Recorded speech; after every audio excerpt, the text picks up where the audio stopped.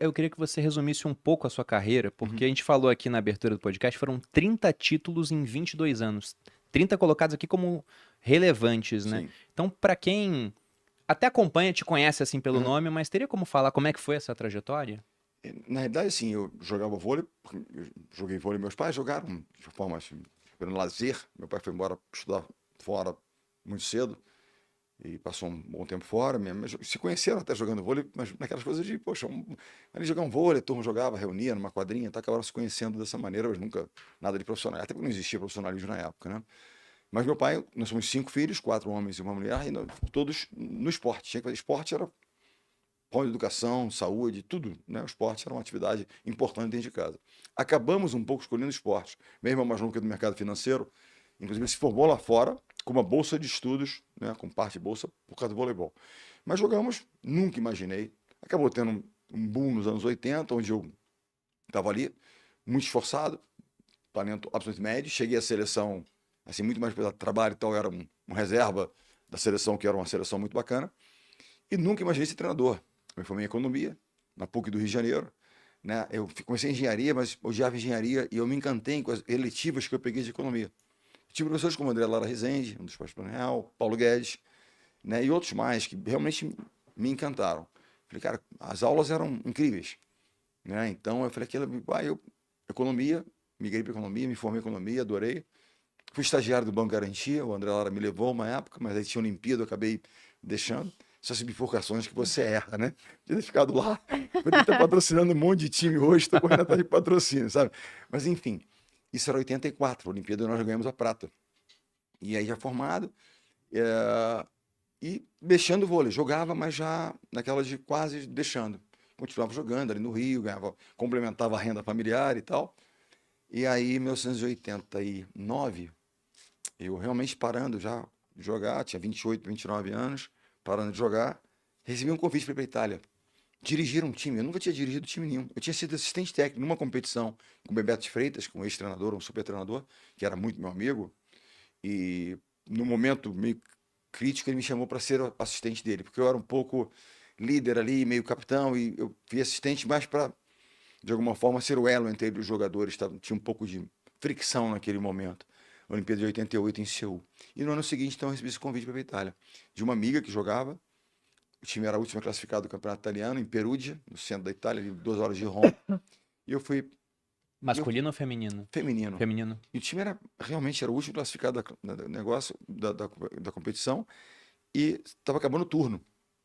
Você toma uma decisão dessa de vida, vou tomar uma decisão. O Bruno já tinha, meu filho tinha 2 anos, 3 anos de idade. E fui lá com meus pais moravam em Copacabana. Minha mãe, dona de casa, 5 filhos, meu pai, advogado, tributarista, um grande escritório e tal. Fui falar com a minha mãe ficou desesperada. Essa história eu conto porque realmente foi um.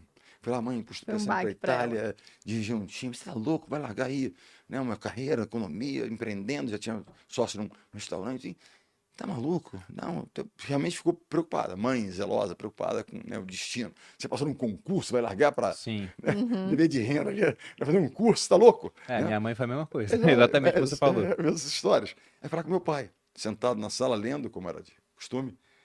E aí eu achei que ele também fosse dar uma cortada, né? E ele olhou para mim, não sei se ele também refletiu sobre a vida dele. Era uma família de advogados e tal, mas o sonho dele era ter sido médico. Ele acabou se tornou um grande advogado, mas tinha um quê de médico ali atrás, sabe?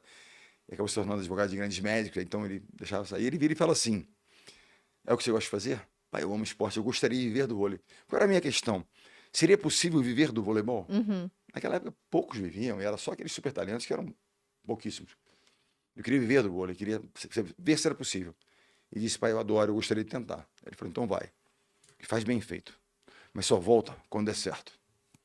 Bateu um medo, né? E se não der certo, pode voltar, não. Mas aqui tinha uma lição por trás disso que eu nunca esqueci, que toda vez vem um só volta quando der certo. Sabe quando você coloca uma meta? Lançou um curso, lançou um produto. A meta é essa aqui. Mas você tem uma meta de defesa, que a meta diamante é aquela principal. Você meta ouro, que é aquela, poxa, não deu certo, mas ouro tá legal. E tem aquela de prata, não, olha, não deu, mas poxa, ok, prata foi. Na primeira dificuldade lá, o que você faz? Já pula para cá. Eu gosto que Pra a cá. prata pra ele já não serve muito, né? mas Já viu? a ideia era essa, porque certamente um ambiente totalmente novo, uma atividade nova, sem nenhum tipo de suporte, apoio. Tinha as meninas, vontade de trabalhar e era isso. Era, né? Mas é interessante que as pessoas achavam corajoso, um time tão ruim, tão fraco. Não, aquilo era oportunidade na crise. Pior que estava, não podia ficar, então era a oportunidade que eu tinha de fazer, né? De tentar. E aí fui. E aí me dediquei, eu era um pouco tudo. Eu não tinha assistente técnico, não tinha preparador físico. Eu fui montando, fui empreender, literalmente. Peguei um namorado de uma menina que era ex-jogador de vôlei, vem cá ser meu assistente técnico.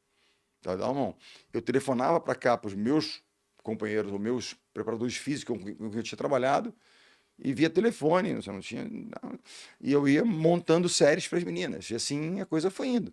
Eu ia assistir todo mundo para pegar dinâmica de treinamento, porque apesar de ter a prática, eu era um economista, né? Então assim começou a pequena empresa. E realmente, sem noção, no segundo ano a gente chegou ao final do campeonato italiano, ganhamos a Copa Caramba. Itália. E eu dirigia um pequeno ônibusinho, um grande van, digamos assim. Fomos para a final, o treinador dirigindo. Outro time tinha ônibus e tal, aquelas coisas todas. E eu dirigindo. Que Eu parei de legal. dirigir quando teve um acidente. Graças a Deus, nada aconteceu, meio na gelo, neve, na Itália, inverno. E aí eu falei, cara, chega. Depois de um jogo cansado, morto, eu dirigi horas. Mas eu no final, eu dirigindo, tinha X jogadores e a capitã num carro atrás, com mais 2 jogadoras. Vou viajar para jogar a final da Liga Italiana, que é um tremendo campeonato. Já era, hoje mais ainda. Então esse é o meu início. Mas eu me apaixonei pelo processo. Aí recebi um convite, em 93, para voltar para o Brasil, para dirigir a seleção feminina, que também viu uma crise, perdendo o Sul-Americano para o Peru, etc, etc. Mais uma oportunidade na crise. E com muito talento. Assim, muitas boas ações baratas a serem trabalhadas ali, sabe? Tinha muito potencial.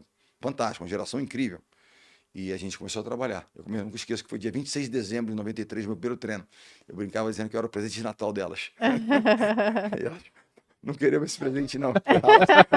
Ralação desde o day one, dia 1, ralação. Mas foi uma experiência incrível também, muito aprendizado. Né? E aí você dirigiu a seleção feminina 7 até... anos, até 2000, Sydney. 2000. Aí uma crise na seleção masculina. A masculina fica em 6º lugar em Sydney. Aí foi resgatar. E aí a galera, vem. Tal. Eu confesso que eu fiquei por um tempo meio porque estava bem no feminino, time crescendo, o vôlei, né, galgando espaços, medalhas olímpicas, etc, etc. Mas era mais uma oportunidade na crise. E com enorme potencial. Falei, agora de tentar mais um.